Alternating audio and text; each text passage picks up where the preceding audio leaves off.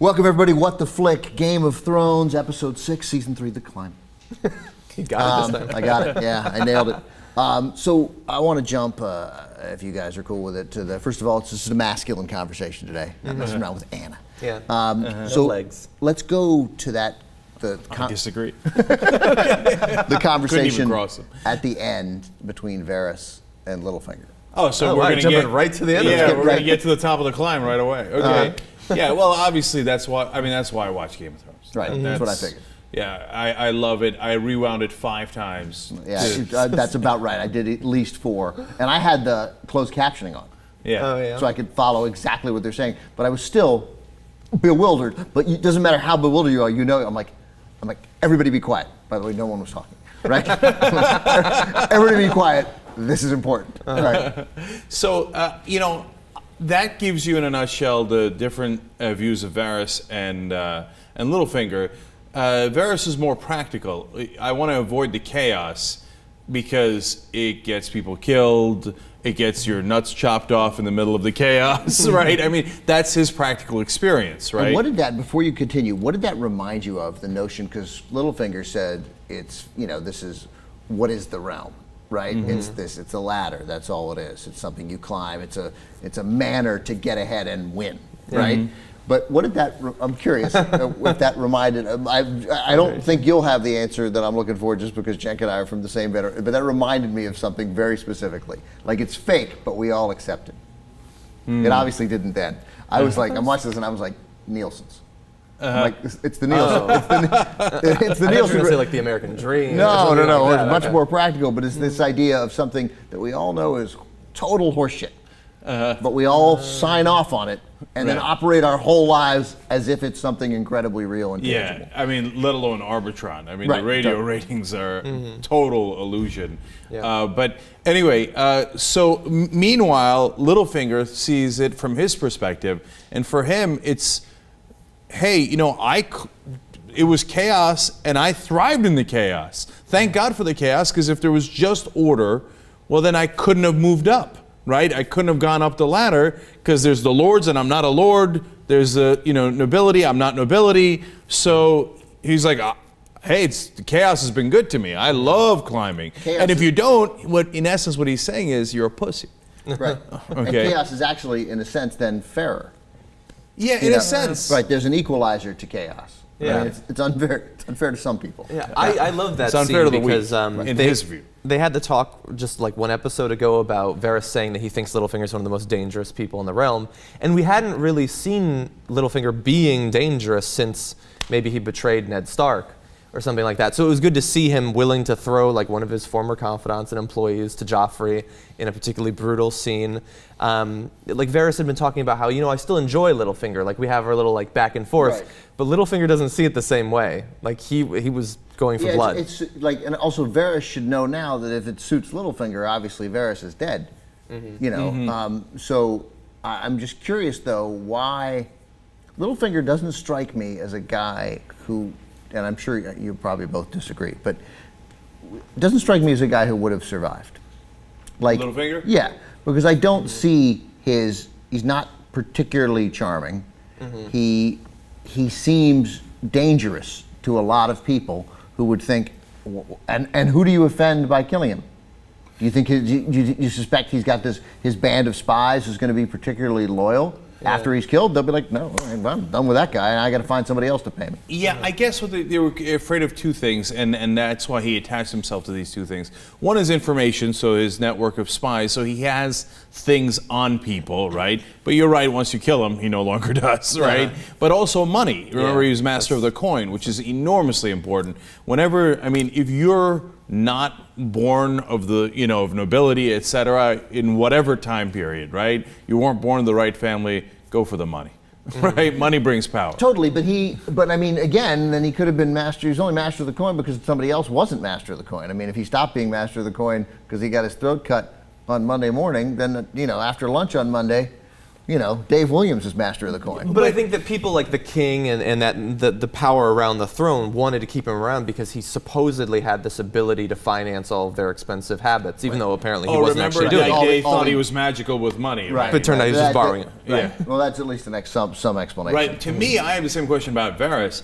Why doesn't Littlefinger, before he gets on the boat, just slice Varys' throat and be like, "I'll see you later"? Who's going to defend? Who's going to care about the eunuch, right? So he's smart and he helps the head of the king. Robert wouldn't have stood for that.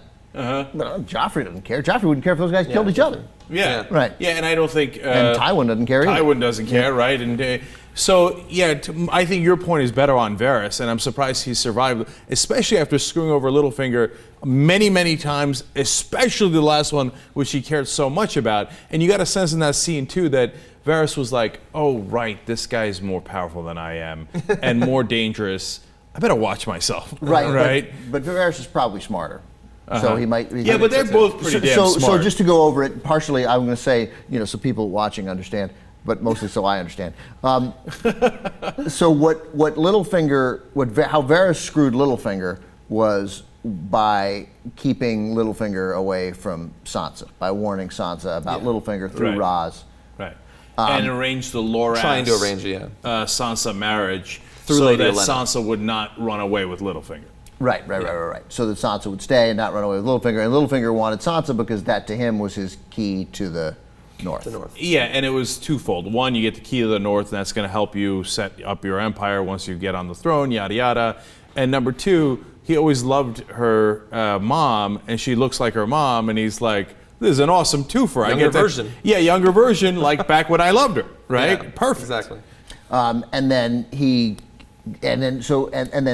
Littlefinger's response to that was just to, he wasn't able to get it back, obviously, because the Lannisters got in the way. And then so he just killed Ross out of spite, but Varys is actually bothered by that. We think, a little.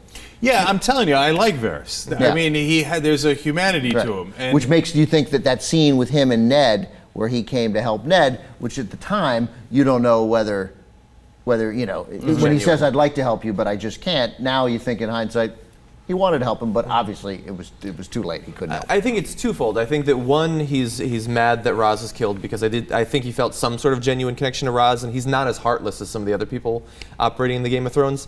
But I think also it's a representation of his inability to protect people he thinks he can protect. Like Littlefinger said, the woman who was under your protection. And like you said, he found out that he's not as powerful. That's a very real demonstration of it, I think. Yeah, that's exactly right. And then I thought one of the great parts of that scene was that as the Tywin Lannisters and the Tyrells, etc., think they were in charge, it was actually a game between Varys and Littlefinger. Like all these things that they thought they were doing, in fact, Varys planted the Loras Sansa thing in the first place, and then Littlefinger planted the marriages of the Lannisters to the Tyrells. So they're playing the game, and others think like, "Ha man, look at this great idea I came up with." No, you didn't. But I got it. But who wouldn't come up with that idea? That's the thing. They're not. Those aren't super sophisticated ideas. Well, look, it's all good ideas seem obvious in hindsight, right? But it's not obvious that you would have had the Gimp marry. Can I call him that or no? Tyrion. Like, what do they call him derisively? The Imp. The Imp. Thank you. Sorry, not the Gimp. I was like, I don't think. Yeah. We're in Pulp Fiction all of a sudden. Yeah. Okay. Anyway, the Imp was Sansa. It's not super obvious. But it's a good idea. Yeah. The other great conversation, of course, was Tywin and the Queen of Thorns. Yeah. Right. Well, Diana Rigg. So they're talking, and I was reading by the way, I was reading a summation of the episode, this morning, and like even when somebody writes "Play the Game of Thrones," it's incredibly goofy. It just is. You can't say it without being incredibly goofy. But so they were playing the Game of Thrones, but the best point that I thought that Tywin made in that wasn't his sort of when he went for the kill. It was, look, I'll just put Loras in the King's Guard, and then he'll spend his life defending Joffrey, maybe killed defending Joffrey, and he can't marry, and your line ends. But his real win on that, wasn't it a minute before when he said, talk all you want about the incest, but you know that if you talk about that, then Joffrey's not the real king, Yeah. and your granddaughter's not the real queen. So she has to accept the lie. You're not. You got to accept the same. It kind you of got to goes accept back the to lie the too. Varys Littlefinger. Right. Like, Yeah. they're relying on a lie too. Right. And so that's the whole theme of this, which is, and I've been thinking about it literally since the episode ended. Like I went to bed thinking about it, I woke up thinking about it, the lies that we agreed to. And Right. and is Littlefinger right? Is it, is love, the gods, the realm, all lies, and the only thing that matters is, I guess, conquest and the life that you live, that climb. That's the struggle of life, right? And I think that he's half right, half wrong. I think there's a lot of truth to that because there are so many lies we agree to, like God and the realm, etc. But I don't think love is a lie, and I'm going to get a little goofy here. So what does, now going back to the other climb, when they're climbing the wall, what does Jon Snow and his wildling woman have, right? What do they have? She's right. What they have is love and each other. And the rest is whatever, right? It's the Crows, it's the frickin' Starks, it's Mance Rayder. Who cares? Right. The fight goes on after they dead. Both their leaders would kill them in a heartbeat if it was to their advantage.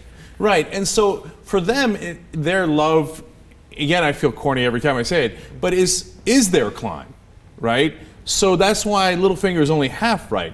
It depends. Whatever you make your climb could be, and it's not necessarily a lie. They really love each other, and that's their life, right? And for some priests, etc., God is their life, and so that's their climb. So that's what I mean. I think he's half right. I like that they had that other side of it. Every episode recently has to have multiple uses of the title, but I like the real climb because the scene before they start the climb with Ygritte and Jon Snow talking about it, and Ygritte reveals to him that she knows that he hasn't actually turned his back on the Crows. I really like that scene, the fact that she was willing to say that to him. And you could see before they climb that as she's making that confession to him, he says he's not going to betray her, but you see on his face that he's not as devoted to it as she is. And only when he's faced with the loss of her life, when she's falling off the wall, and he's willing to save her, and then he realizes. I think it was a great turn for him, and he hasn't had the best character arc of the last couple seasons, but I like this episode. Right, and then when he pulls her in to make out in front of the whole thing, then you're like, all right, now it's genuine, now he's definitely not going to and when they get to the top of the wall and they kiss, it's one of the few real romantic moments of the whole show. I have two small side notes on that. One, has there ever been a more literal cutting him loose? Like, I'm cutting him loose. No, totally. Yeah, no, I'm literally cutting him loose so that he can go fall off the wall. I mean, is that guy, how many episodes left does that guy have? That clock is ticking on that guy. Yeah. Although, on the other hand, Theon Greyjoy's still around. Barely. I mean, he's still hanging in there. Before we go to Theon really fast, he should have cut him loose. They could have all died from the weight of those two. I know. Here would have I thought about it instantly. My compromise would have been, if I was those guys, swing. You've got about a minute, then I cut. No, right. You're obligated to make an effort. Right. But you only got about a minute because then we are really all going to die. Yeah, we got to get to the top of the wall. Come on. And he thought right away, he didn't think, I got to save myself. He thought, oh, this is perfect. I got to save myself, combined with, I want to cut these guys loose and watch them die so badly. Yeah. And by the way, he's right. That goes to my second point. I mean, Jon Snow's the world's worst actor in Game of Thrones. Not the actual actor. But right, exactly. Like, who doesn't think he's still a crow? Right. Like, of course he is. How could you not see that? I don't think he's still a crow. And he's not, in fact, because his loyalty, by the way, first of all, he just broke a key crow vow. That's true. I know, but he had to, and he also broke a vow when he killed the half hand or whatever, right? I mean, but I think John's right. His loyalty now is to Ygritte. That's it. So I think the moment's obviously going to come.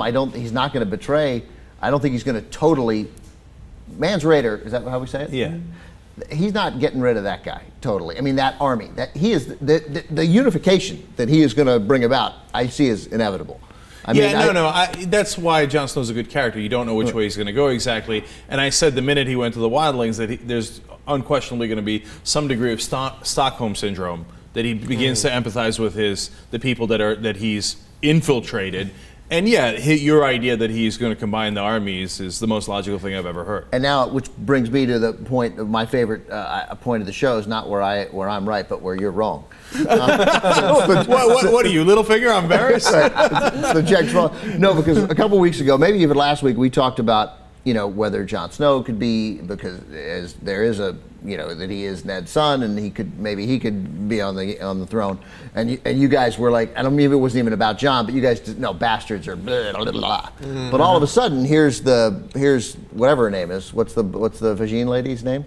Melisandre. All of a sudden, Melisandre saying to Stannis a line that I missed, but I only noticed in the previously when Stannis said, "But you said I'm the one true king," and she's like, "Your blood's in other people.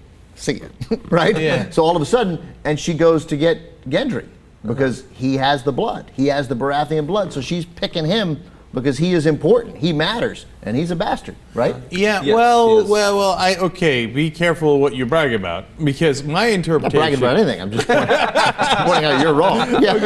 Okay. Because my interpretation of that, and I could be totally wrong, was that she needs blood for some sort of ritual, and that she's going to sacrifice him for that ritual so that Stannis can become king. Well, that would be a problem. that would. Stay tuned. That would. John's like, I know what it means. Well, look, I can't reveal the specifics, but this episode had some of the biggest changes from the books, actually. Oh, is that right? And I'm not exactly sure where they're going with Right. it. Good. So which I like is now I can actually legitimately be like, I wonder about things because I don't know how it's going to go. I didn't get that at all. I get the feeling that there's the big things for Gendry, but you may be right. Maybe it's just a sacrifice. Right. And the way she said, "You're more important than 1,000 men," etc., sounded to me like your sacrifice is more important than 1,000 It men. all depends on the perspective you have coming in. Right. That's interesting. Yeah, and so I'm going to ask for a non-spoiler spoiler here. So everybody just calm down. Let me ask the question, and then if you don't want to hear John's answer, fast forward through that, okay? Yeah. So I don't want to spend too much energy and time trying to solve the mystery of who's holding Theon Greyjoy. If it's a Game of Thrones thing where it's a character that we've never seen before, could never possibly guess. Oh, that's the Moros of the Loros from Choros. They're like, do you see what I'm saying? But so my question to you, don't tell me who it is, Tell me who it is it a character we can guess, or is it totally a new character that we're wasting our time trying to guess? The scene where he's like getting him to try to guess and then he's saying he's a liar, I like that scene, but I feel bad for the viewers of the show because it's inevitably going to be kind of a letdown because, look, based on information in the show, you should sort of know who it's likely to be if you watch the ending of the last season, but it's not a character that's big yet. Like, it's going to be interesting, but I don't think that if it was spoiled, it wouldn't really matter. I feel like he was. I feel like that where was he in the Karstarks, or where are they based? Where did he guess that he was? Carhold. That he guessed he was in Carhold. I thought his reaction to that was indicative of truth there. But then he says, "But I'm a liar." Right, but that's kind of like But another that's the thing We about don't this know. guy. You can't know anything about what he's saying, right? Theon will be one of my predictions is that Theon will somehow be a force for good. Like, you can't put somebody through this without them being some force for good, and we know he feels terrible about what he did. Well, that's interesting, right? So as soon as he lost his finger, I thought, okay, he's right back in it. Because of the conversation we had earlier in the season. But only 1/5 is back in it as Jaime, who lost his finger. Exactly. I'm like, he's maimed. He's now an outsider. He's an outcast from his family and from the Starks. From both families. Right. All of a sudden, he could be super relevant in the Game of Thrones. Right, he feels terrible. I'm sure he killed a couple of innocent orphans. Whatever. Yeah. Yeah. Well, remember, too, he didn't kill them. He consented to their death. Yeah. That is a distinction without difference. Yeah. Really fast, I want to say that I didn't actually pick this up myself. I saw it in one of the reviews I read. This show does as good of a job as maybe any show since Arrested Development, where they throw little things in without drawing any attention to it that calls back a season, 2 seasons, and if you're watching, it makes you appreciate it so much. So he wakes up Theon with the horn. I didn't realize, if you remember when Theon was being besieged in Winterfell, he has that rant about, I'm going to find that horn-blowing cunt and I'm going to kill him. Like, that's the same thing. Sansa's like, I think he likes green and gold brocade, the gay character. That's what Renly used to wear. And Shay's like, oh, I'm sure he does. Like, they throw little stuff like that and you don't even realize it. Oh, yeah. I didn't see it. I didn't even see those things, and I've read the that's books. part of the climb. Weren't you disappointed that we didn't get the Tyrion, Sansa, Shay I was a bit disappointed. scene? Like, when he comes in, we got a nice setup for it. He's like, sometimes you say you want to be in on a conversation, but it's done afterwards. The tears of Sansa, that being the only thing we see, though, is a pretty strong visual. It was strong. It was good. Yeah. I knock basically nothing they do. This is all, but I I was super prepared for that conversation and seeing Sansa's shock and Shay's rage. You know. Right. But Shay has to keep her rage bottled. Maybe that's why they didn't do the scene, because that's a hard thing to hard to pull do. off. Right. And one last thing about Sansa, though, and this is me being weirdly sadistic.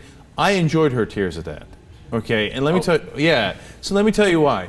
Because she's a dumb girl who's always dreamed of marrying this beautiful prince. And she's such an idiot. She's about to marry a gay guy, doesn't even know it. Right? A guy who dreamed about his wedding, etc. She's like, oh my God, I'm back into marrying a cute prince.